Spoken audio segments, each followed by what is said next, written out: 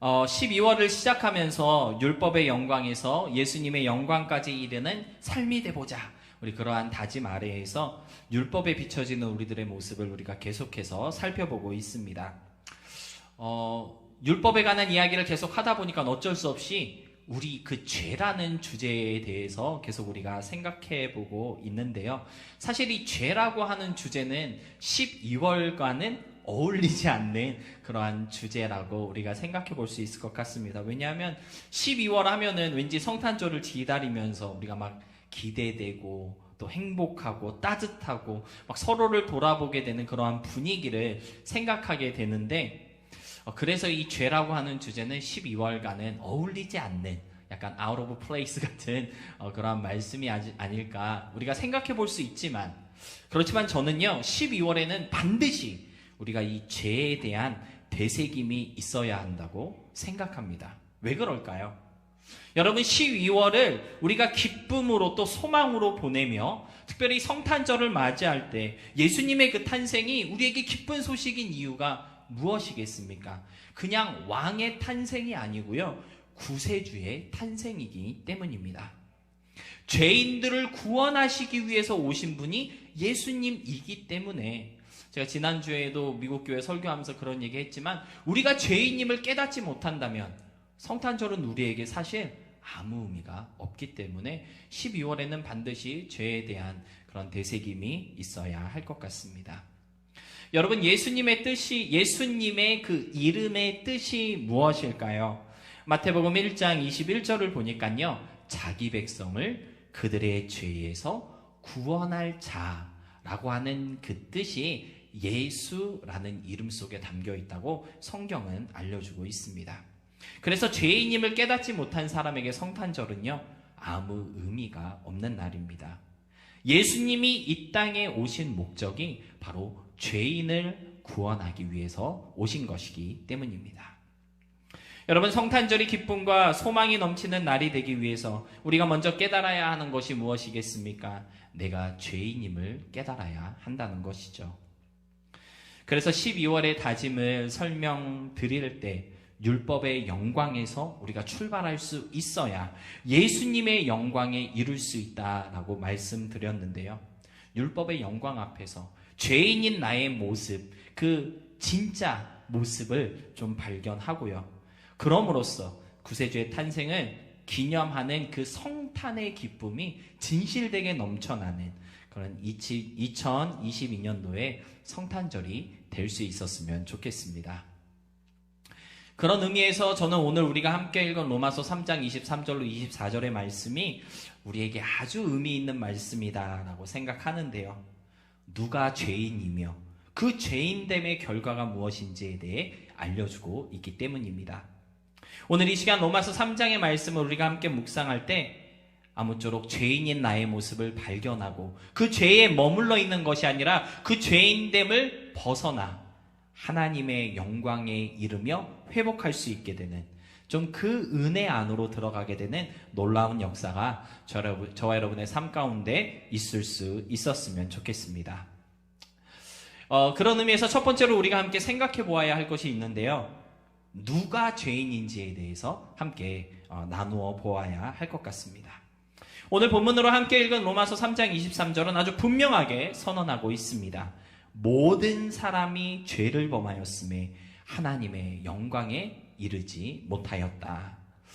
모든 사람이 죄를 범하였음에 하나님의 영광에 이르지 못하였다라고 오늘 성경은 알려주고 있는데요. 여기서 말씀하고 있는 모든 사람이라고 하는 것은요, 우리 이전에 존재했던 사람들, 그리고 우리와 함께 지금 존재하는 사람들, 그리고 우리 이후에 앞으로 존재하게 될 그 모든 사람들을 다 포함하고 있는 단어가 바로 모든 사람입니다. 세상이 창조되고 아담과 하와 이후로 이 땅에 살았던 모든 사람들, 그리고 앞으로 살아갈 모든 사람들, 단 한 사람도 빠지지 않고 전부 다 죄인이라고 오늘 성경은 선언하고 있는 것이죠. 물론 이러한 성경의 그 선포를 받아들이지 못하는 사람들도 분명 있을 것입니다. 하지만 모든 사람이 죄인이라고 하는 그 성경의 선언을 우리가 거부할 수 없는 결정적인 증거가 있습니다. 왜 성경은 모든 사람이 다 죄인이라고 알려주고 있는 것일까요? 우리 또 다른 성경의 선언을 함께 보도록 하겠습니다. 로마서 6장 23절의 말씀인데요. 우리 함께 읽어보도록 하겠습니다. 시작! 죄의 삭은 사망이요 하나님의 은사는 그리스도 예수 우리 주 안에 있는 영생이니라. 여기서 말씀하는 죄의 삭이란 말은요, 죄의 값 또는 죄의 결과를 뜻합니다. 다시 말해 죄로 인한 결과가 무엇이다라는 것이죠? 죽음이다, 사망이다 라고 하는 것이죠.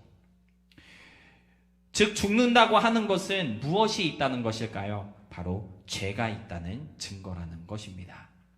여러분, 제가 여러분에게 질문 하나 드리겠습니다. 창조 이후로 지금까지 죽지 않고 살아있는 사람이 있을까요? 없을까요? 아무도 몰라요. 혹시 히말라야 산꼭대기에 올라가면 죽지 않고 살아있는 사람이 있을지도 모릅니다. 그렇게 얘기하는 것 자체가 어리석은 소리라는 것을 우리는 다 알고 있습니다. 왜냐하면 죽지 않는 사람은 없기 때문입니다. 제가 기네스북을 한번 찾아봤습니다. 오래 산 사람이 있다면 얼마나 오래 살았을까? 비공식적으로 오래 산 사람이요 146살이고요. 공식적으로 오래 산 사람이 122살에 돌아가셨다라고 기네스북에서 알려주고 있더라고요. 여러분, 인류가 아무리 오래 살아도 150년을 넘지 못하는 이 현실이 우리에게 말해주고 있는 것이 무엇이겠습니까?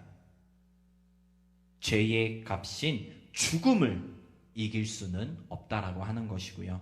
그렇기 때문에 모든 사람은 죽음 아래에서 죄인 되었음을 우리에게 알려주고 있는 것입니다. 성경의 선언과 같이 모든 사람은 다 죄인이다 라고 하는 것이죠. 그렇다면 존재하는 모든 사람들이 다 죄인이다 라고 하는 이 현실 속에서 우리는 무엇을 깨달을 수 있어야 하는 걸까요? 죄인인 모든 사람들에게 예수님은 꼭 필요한 존재라는 것을 우리는 깨달을 수 있어야 하겠습니다. 예수님이 필요 없는 사람이 하나도 없다는 사실을 우리가 알아야 하고요. 다시 말해 모든 사람들은 누가 필요하다? 예수님이 필요하다라고 하는 것이죠. 오래된 찬양 중에 그런 찬양이 있습니다. 매일 스치는 사람들, 그런 찬양이 있는데요. 그 찬양의 가사를 보면 그러한 외침이 있습니다. 그들은 모두 주가 필요해. 깨지고 상한 마음 주가 여시네. 그들은 모두 주가 필요해. 모두 알게 되리 사랑의 주님. 죄인을 위해 이 땅에 오신 예수님을 기념하는 성탄절을 우리가 기다리면서 우리는 모든 사람이 예수님을 필요로 한다. 모든 사람에게 예수님이 필요하다는 사실을 다시 한번 깨달을 수 있어야 한다는 것이죠. 사도행전 4장 12절 말씀을 보면요, 이런 말씀이 있습니다. 다른 이로서는 구원을 받을 수 없나니 천하 사람 중에 구원을 받을 만한 다른 이름을 우리에게 주신 일이 없음이라. 여러분, 사도행전 4장 12절의 선언과 같이 예수님만이 유일한 구원의 이름 되십니다. 다시 말해 모든 사람들은 예수님이 필요합니다. 죄인된 우리를 구원하실 수 있는 분은 오직 예수님 뿐입니다. 모든 사람이 죄인이라고 하는 이 사실을 우리가 묵상할 때 예수님을 필요로 하는 사람들의 그 외침, 그 소리에 우리가 귀를 좀 기울일 수 있어야 하겠고요. 유일한 구원의 이름 되시는 예수님을 전파하며 알려주는 저와 여러분의 성탄절이 될 수 있어야 하겠습니다. 두 번째로 우리가 알아야 할 것은요, 죄로 인하여 하나님과 함께 할 수 없게 되었다는 사실인데요. 우리 본문 23절 말씀 다시 한번 보도록 하겠습니다. 다 같이 함께 읽겠습니다. 시작. 모든 사람이 죄를 범하였음에 하나님의 영광에 이르지 못하더니. 여러분, 23절 말씀을 가만히 보시면요, 모든 사람이 죄를 범한 결과가 무엇이라고 알려주고 있습니까? 하나님의 영광에 이르지 못했다라고 알려주고 있습니다. 여러분, 우리가 이르지 못한, 죄인이 이르지 못한 하나님의 영광이라는 것이 과연 무엇일까요? 크게 두 가지로 생각해 볼 수 있을 것 같은데요. 첫 번째로 우리가 생각해 볼 수 있는 것은 바로 하나님의 임재입니다. 하나님과 함께함을 하나님의 영광이라고 오늘 본문은 표현하고 있다는 것이죠. 우리 출애굽기 40장 34절로 35절 말씀 함께 보겠습니다. 함께 읽겠습니다. 구름이 회막에 덮이고 여호와의 영광이 성막에 충만하매 모세가 회막에 들어갈 수 없었으니 이는 구름이 회막 위에 덮이고 여호와의 영광이 성막에 충만함이었으며. 여러분, 이스라엘 민족들이요 광야에 있을 때 하나님의 명령에 따라 하나님의 언약궤가 거할 하나님의 집은 아니고 하나님이 거하실 그런 텐트를 지었습니다. 그리고 그 텐트를 다 지었을 때 여호와께서 그의 영광으로 그 텐트에 임하셨고 그 영광이 텐트에 충만하였다라고 에베소서 40장은 말씀하고 있는 것인데요. 출애굽기 40장은 말씀하고 있는 것인데요. 출애굽기 40장의 이 말씀을 근거로 볼 때 우리는요, 여호와의 영광은 곧 하나님 본인의 어떠한 임재를 표현하는 것이다라고 우리가 생각해 볼 수 있다라고 하는 것이죠. 이처럼 여호와의 영광은 여호와 하나님의 임재하심을 뜻하는데요. 그러한 의미에서 모든 사람이 죄를 범하여서 하나님의 영광에 이르지 못하였다라고 하는 오늘 본문의 선언은요, 우리가 죄인됨으로써 하나님의 임재에 이르지 못하였다라고 하는 선언이라고 우리가 말할 수 있는 것입니다. 하나님과 함께 할 수 없게 되었다라고 하는 것이고요. 하나님과 교류하며 동행할 수 없게 되었다라고 하는 것이죠. 여러분, 아담과 하와가 타락하기 이전의 모습을 한번 상상해 보시기 바랍니다. 하나님께서는요, 언제든지 자연스럽게 하나님이 지어놓으신 에덴 동산을 마음껏 거닐 수 있었고 왕래할 수 있었습니다. 그리고 그런 하나님을요, 아담과 하와는 아무렇지 않게 맞이하며 함께 살아갈 수가 있었는데요. 그러나 선악을 알게 하는 나무의 실과를 따먹어서 하나님 앞에 범죄하였을 때, 죄가 그들에게 들어왔을 때, 아담과 하와는 동산을 거닐고 계신 하나님을 피하여 숨을 수밖에 없었다고 성경은 알려주고 있습니다. 왜냐하면 죄는요, 하나님과 함께함을 허락하지 않기 때문입니다. 우리 창세기 3장 8절로 11절까지의 말씀 함께 보겠습니다. 그들이 그날 바람이 불 때 동산에 거느시는 여호와 하나님의 소리를 듣고 아담과 그의 아내가 여호와 하나님의 낯을 피하여 동산 나무 사이에 숨은지라. 여호와 하나님이 아담을 부르시며 그에게 이르시되 내가 어디에 있느냐? 이르되 내가 동산에서 하나님의 소리를 듣고 내가 벗었으므로 두려워하여 숨었나이다. 이르시되 누가 너의 벗었음을 내게 알렸느냐? 내가 내게 먹지 말라 명한 그 나무 열매를 내가 먹었느냐? 이 창세기 3장에서 우리가 알 수 있는 것이 무엇입니까? 하나님의 명령을 어겼을 때, 죄가 들어왔을 때 아담과 하와는 더 이상 하나님과 함께 할 수 없었다라고 하는 것입니다. 여러분, 성탄의 주인공 되신 예수님이요, 이름이 하나 더 있습니다. 예수님 말고 예수님의 또 다른 이름이 혹시 뭔지 아십니까? 마태복음 1장 23절을 보니까요, 이렇게 증거하고 있습니다. 보라, 처녀가 잉태하여 아들을 낳을 것이요 그의 이름은 임마누엘이라 하리라 하셨으니 이를 번역한즉 하나님이 우리와 함께 계시다 함이라. 여러분, 임마누엘의 뜻이 무엇입니까? 하나님이 우리와 함께 계시다라고 하는 것인데요. 예수님께서 왜 임마누엘로 우리 가운데 오신 것일까요? 죄로 인해 하나님과 함께 할 수 없는 우리에게 하나님과 함께함의 기쁨을 회복시켜 주시기 위해서 임마누엘로 우리 가운데 오신 거 아니겠습니까?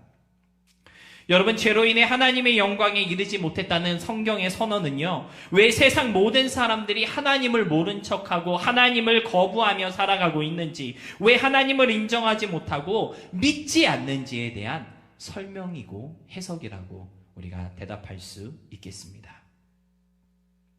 사랑하는 여러분, 성탄절을 앞두고 있는 이 시점에서 다시 한번 하나님과 함께함의 그 은혜를 좀 깊이 묵상하며 임마누엘의 기쁨을 회복하기 위해서 죄로부터의 벗어남을 이루어 가시기를 진심으로 부탁드립니다. 이사야서 59장 2절이 죄에 대한 우리의 경각심을 일으키는 그러한 말씀이 되었으면 좋겠습니다. 우리 이사야서 59장 2절 말씀 함께 보겠습니다. 오직 너희 죄악이 너희와 너희 하나님 사이를 갈라놓았고 너희 죄가 그의 얼굴을 가리어서 너희에게서 듣지 않으시게 함이니라. 아멘. 여러분, 우리가 죄에서 벗어나지 못한다면 우리는 영원히 하나님과 갈라질 수밖에 없습니다.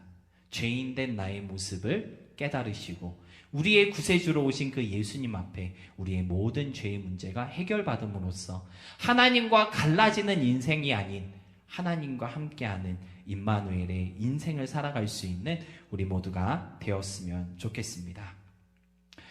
마지막으로 오늘 본문이 우리에게 말씀하고 있는 것은요, 죄로 인해 하나님께서 사람에게 부여하신 그 가능성에 문제가 생겼다라고 하는 것입니다.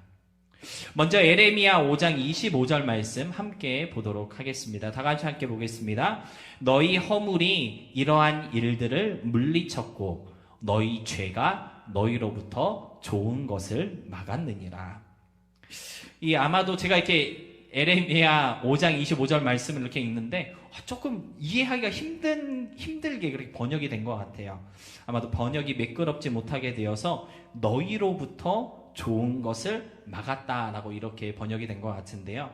아마도 너희 죄가 너희에게 좋은 것을 막았다라는 뜻으로 우리가 이해할 수 있을 것 같습니다. 여러분, 예레미야 5장 25절은요.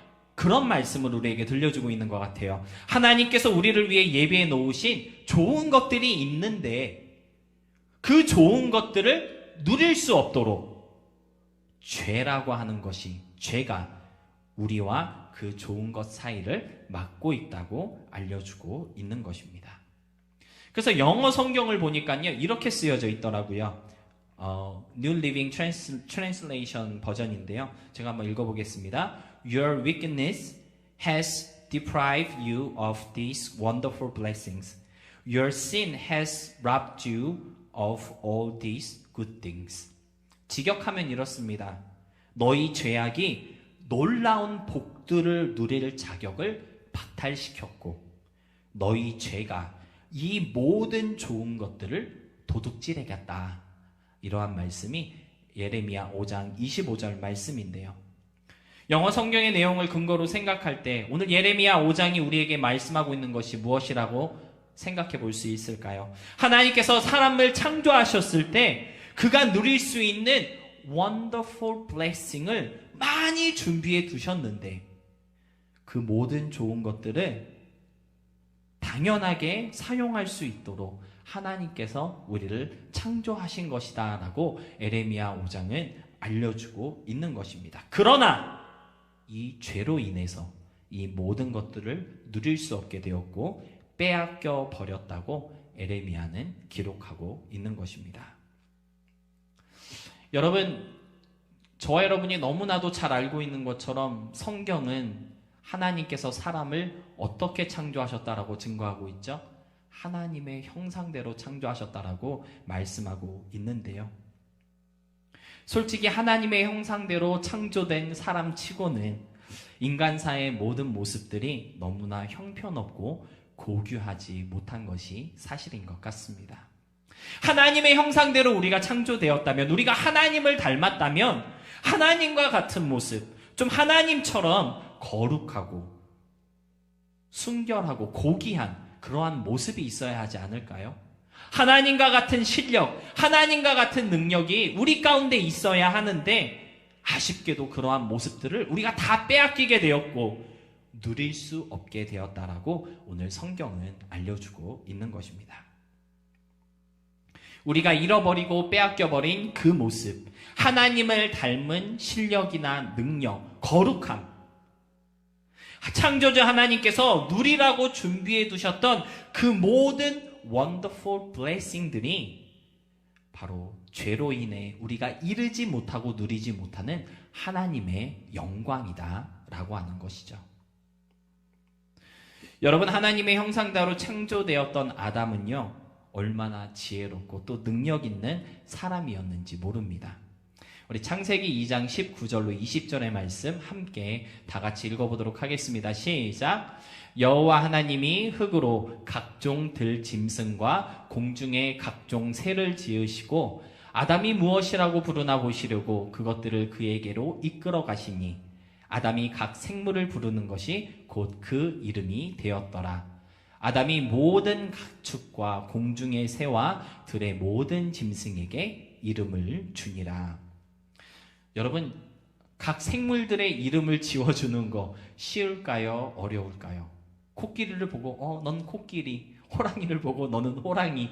지금이야 우리가 이름을 다 알고 있으니까 쉽다고 생각해 볼 수 있겠지만 누군가에게 또는 어떤 사물에게, 생물에게 이름을 지어준다는 것은요, 정말 보통 일이 아닙니다. 여러분, 제가 저희 집 아이들 이름을 제가 다 지었거든요. 첫째 이름 짓는데 2달 걸렸습니다. 둘째 이름 짓는데 1달 걸렸습니다. 막내 이름 짓는데요, 2주 걸렸습니다. 뒤로 갈수록 조금 이렇게 기간이 짧아진 것은 어떻게 지으면 되겠구나라고 하는 노하우가 생겨서일 수도 있겠지만, 사실 제가 바보여서 또는 지능이 떨어져서 이름 짓는데 시간이 그렇게 오래 걸렸을까요? 아니죠. 좋은 뜻과 의미를 부여해주고 싶었고요. 자녀들을 향한 어떤 소망이나 그들의 인생에 어떠한 가치관을 담아내는 그러한 이름을 지어주기 위해서, 그들이 어떤 사람이 되었으면 좋겠다, 그들의 아이덴티티를 보여주는 그러한 이름을 지어주고 싶어서 그렇게 고민하면서 이름을 짓다 보니까 그렇게 오래 걸릴 수밖에 없었던 것이거든요. 그런데 아담은요, 지구상에 존재하는 모든 생물들의 이름을 지어줄 때 그냥 지어준 게 아니에요. 그들의 특징과 특색, 하나님께서 그들에게 부여하신 그 하나님의 뜻, 그것을 다 고려해 가면서 이름을 지어준 거거든요. 그러니까는 우리가 코끼리를 볼 때, 와, 얘는 코끼리야, 정말 찰떡같이 딱 맞아떨어지는 그러한 이름이라고 우리가 생각하잖아요. 그러한 이름을 아담은 지어 주었다라고 하는 것이죠. 하나님의 지식과 지혜가 아니고서는, 하나님의 능력이 아니었다면 그러한 일이 가능했을까요? 죄로 인해 타락하기 이전의 아담은요, 하나님께서 누리라 하신 그 모든 wonderful blessing들을 다 누렸던 것이고요, 하나님이 허락하신 모든 그 좋은 것들을 빼앗기지 않고 다 자기 것으로 활용할 수 있었던 것입니다. 하나님의 형상으로 지어진 인간에게 하나님께서 부여하신 가능성이 바로 이러한 모습 아니겠습니까? 우리가 죄로 인해 이르지 못한 하나님의 영광이 바로 이러한 능력, 이러한 wonderful blessing들이라고 오늘 성경은 알려주고 있는 것입니다. 여러분, 저와 여러분이 죄에서 멀어져서 하나님의 영광으로 가까이 가면 갈수록 하나님께서 우리에게 허락하신, 누리라고 주신 그 wonderful blessing들, 그 모든 가능성과 능력과 실력들을 우리가 점점 더 크게 누릴 수 있고 더 자유롭게 누릴 수 있게 되는 줄로 믿습니다. 그런 의미에서 빌립보서 4장 13절의 말씀은요, 그러한 가능성을 누리는 사람의 고백이라고 생각해 볼 수 있을 것 같은데요. 우리 다 같이 함께 읽어보도록 하겠습니다. 시작. 내게 능력 주시는 자 안에서 내가 모든 것을 할 수 있느니라. 여러분, 이것이 바로 죄에서 벗어나 하나님의 형상을 온전히 회복한 무한한 가능성의 그 영광을 누리게 된 사람의 고백이라는 것을 기억하시기 바랍니다. 빌립보서 4장 13절은요, 여러분이 힘들고 어려울 때마다 위로받으라고 주신 말씀이 아니고요, 이것이 원래 너희의 본 모습이었다라고 알려주시기 위해서 우리에게 들려주시는 말씀이라는 것이에요. 우리가 못할 것이 없다는 거예요. 모든 것을 다 할 수 있다는 것이죠. 이것이 원래 하나님께서 우리에게 주신 하나님의 영광이다 라고 하는 것입니다. 내게 능력 주시는 자 안에서 내가 못할 것이 없다. 무한한 가능성과 무한한 능력, 하나님의 형상으로서의 그 영광스러운 삶에 대한 고백이라는 것입니다. 바로 이러한 삶이 예수님 안에서 죄의 문제를 해결받은 성도들을 위해 준비되어져 있다라고 하는 것을 여러분들 꼭 기억하셨으면 좋겠습니다. 말씀을 정리하면서 저는 오늘 본문 말씀을 다시 한번 보았으면 좋겠는데요. 오늘 본문 말씀 우리 다 같이 함께 보도록 하겠습니다. 모든 사람이 죄를 범하였음에 하나님의 영광에 이르지 못하더니 그리스도 예수 안에 있는 속량으로 말미암아 하나님의 은혜로 값없이 의롭다 하심을 얻은 자 되었느니라. 여러분, 오늘 본문은요, 죄로 인해 하나님의 영광에 이르지 못했다, 거기서 끝나지 않았고요, 예수 안에 있는 속량으로 의롭다 하심을 얻었다라고 하는 내용으로 끝나고 있는 것을 볼 수 있습니다. 성탄절을 맞이할 때 율법의 영광 앞에서 내가 죄인임을 깨닫는 사람은요, 24절의 말씀으로 끝나는 인생, 그러니까 무한한 하나님의 형상의 그 가능성을 회복하는 삶을 살아가게 될 것입니다.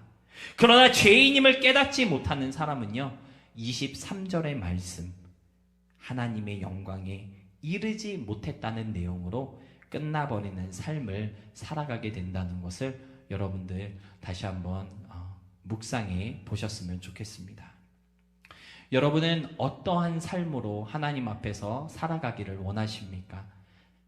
죄인 되어서 하나님의 영광에 이르지 못했다, 거기서 끝나버리는 삶을 살고 싶으신가요? 아니면 그리스도 예수 안에서 그 은혜로 말미암아 하나님의 영광을 회복하였다, 그래서 하나님과 동행하며 하나님께서 우리에게 주신 모든 원더풀한 블레싱들을 다 회복하는 삶이 되었다라고 하는 그러한 내용으로 우리들의 삶이 바꾸어지기를 원하십니까?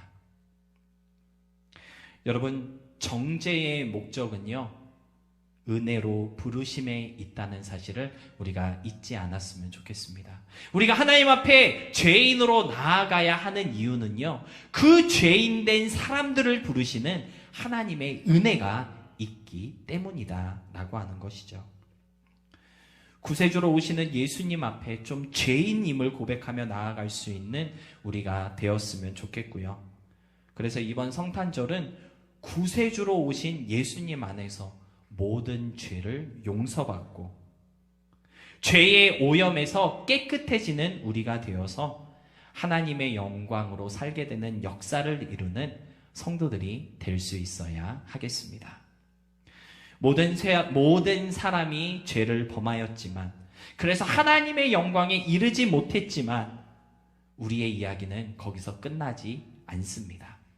그리스도 예수 안에 있는 속량으로 말미암아 하나님의 은혜로 의롭다 하심을 얻은 자 되었다는 이야기로 우리들의 삶의 이야기가 끝나야 한다는 사실을 꼭 좀 기억하시고, 죄인임을 깨닫고 겸손한 마음으로 나아가는 이번 성탄절이 되어서 예수 안에서만 누릴 수 있는 그 용서와 구원의 기쁨, 변화의 능력과 은혜를 누리며 잃어버렸던 하나님의 영광까지 회복하게 되는 그러한 저와 여러분이 될 수 있기를 소망합니다. 그래서 오늘 말씀의 제목과 같이 하나님의 영광으로 살아가는 삶을 살게 되는, 영광에서 영광에 이르는 우리 모두가 될 수 있기를 주님의 이름으로 기도하며 축복합니다. 아멘.